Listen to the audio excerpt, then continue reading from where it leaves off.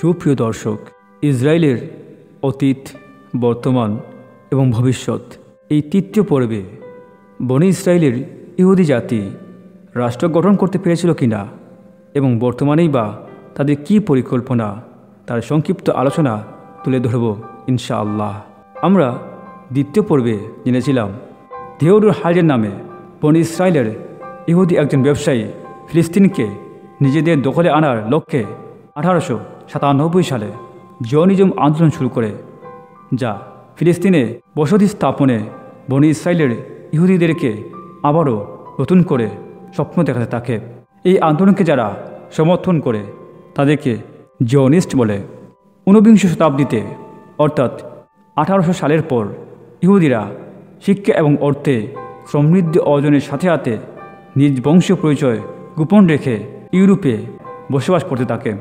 তারই পরিকল্পনা হিসেবে তারা তাদের মেধার জোরে কৌশলে ইউরোপের বিভিন্ন গুরুত্বপূর্ণ পদ দখল করতে শুরু করে এবং বিজ্ঞানের বিভিন্ন শাখায় গবেষণার মধ্য দিয়ে বিজ্ঞানের স্বীকৃতি অর্জন করে। একটি সময় ইউরোপে তাদের নিজেদের অবস্থা স্থিতিশীল করার পর থিওডর হার্জেলের দেখানো জিওনিজম আন্দোলনকে বাস্তবে রূপ দিতে তারা নিজস্ব একটি রাষ্ট্র গঠনের অপচেষ্টা শুরু করে এবং ইউরোপ জুড়ে প্রচুর সমর্থন আদায় করারও অপচেষ্টা করতে থাকে। আর তখনই ইউরোপের সর্বোচ্চ পর্যায় থেকে সিদ্ধান্ত গৃহীত হয় তাদেরকে আফ্রিকার উগান্ডায় বসবাসের ব্যবস্থা করে দেওয়া হবে। আর ঠিক এমন সময় 1914 সালে শুরু হয় প্রথম বিশ্বযুদ্ধ। প্রথম বিশ্বযুদ্ধের আগে যুক্তরাজ্য নিজেদের অস্ত্র সংরক্ষণের জন্য এক ধরনের গ্লিসারিন ব্যবহার করত, যেটি আসত জার্মানি থেকে।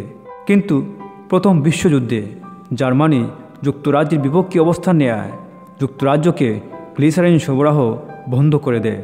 তখন যুক্তরাজ্যকে সাহায্য করতে এগিয়ে আসে চাইম ওয়াইজম্যান নামক একজন ইহুদি গবেষক ও ব্যবসায়ী। তখন সে গ্লিসারিন এর বদলে এসিটন দিয়ে অস্ত্র সংরক্ষণের পদ্ধতি শিখিয়ে দেয় এবং যুদ্ধে প্রচুর অর্থ সহায়তা করে। তার এমন অভূতপূর্ব অবদানের জন্যে যুদ্ধের পর যুক্তরাজ্য যখন তাকে পুরস্কৃত করতে চায়, তখন সে জানায় যে তার একমাত্র পুরস্কার হবে তাদের প্রমিস ল্যান্ড, অর্থাৎ ফিলিস্তিনে তাদের বসবাসের সুযোগ করে দেয়া। এখানে উল্লেখ্য, চাইম ছিলেন জিওনিজম আন্দোলনের একজন গুরুত্বপূর্ণ সদস্য। ফিলিস্তিন তখন ছিল উসমানী সালতানাতের দখলে। প্রথম বিশ্বযুদ্ধে পরাজয়ের পর তুরস্কের ক্ষমতা একেবারে নিঃশেষ হয়ে যায়। সেই সুযোগে ধাপে ধাপে ইহুদিরা ফিলিস্তিনে প্রবেশ করতে থাকে। প্রথমে তারা ফিলিস্তিনিদের কাছ থেকে ঘর ভাড়া নিয়ে বসবাস করতে শুরু করে। কিছুদিন পর বেশি দামে লোভ দেখিয়ে সেগুলো কিনতে থাকে। 1945 সালে দ্বিতীয় বিশ্বযুদ্ধে জার্মানি পরাজয়ের পর পুরো বিশ্বের ক্ষমতা ইউরোপের হাতে চলে যায়। ইহুদিরা তখন স্থানীয় ফিলিস্তিনিদেরকে অত্যাচার জোর জবরদস্তি করা শুরু করলে ফিলিস্তিনিরা প্রতিবাদ জানায়। আর তখনই ইউরোপ থেকে ঘোষণা আসে পুরো ফিলিস্তিনের 55 ভাগ থাকবে ফিলিস্তিনিদের দখলে আর বাকি 45 ভাগ হবে ইহুদিদের। অতঃপর 6 লক্ষ ইহুদির জন্য 45% এবং 12 কোটি ফিলিস্তিনির জন্য 55% জায়গা জাতিসংঘ থেকে স্বীকৃতি পাওয়ার পর বনি ইসরায়েলের ইহুদিরা জোরপূর্বক ফিলিস্তিন দখল করে 1948 সালের 14 মে কথিত ইসরায়েল রাষ্ট্র প্রতিষ্ঠা করে। তখন কথিত নবগঠিত এই রাষ্ট্রের প্রেসিডেন্ট হয় চাইম ওয়াইজম্যান। কথিত ইসরায়েল রাষ্ট্র গঠন হওয়ার ঠিক 6 মিনিটের মধ্যে আমেরিকা তাদেরকে স্বীকৃতি দেয়।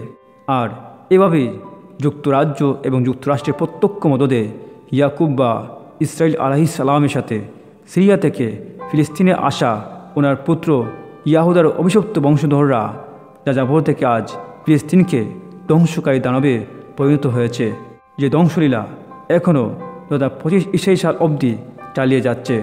আর ওদিকে বিশ্বের সকল বিশ্ব নেতারা, এমনকি মুসলিম নামদারি বিশ্ব নেতারাও মুখাভিনয় ছাড়া বাস্তবে কিছুই করছেন না।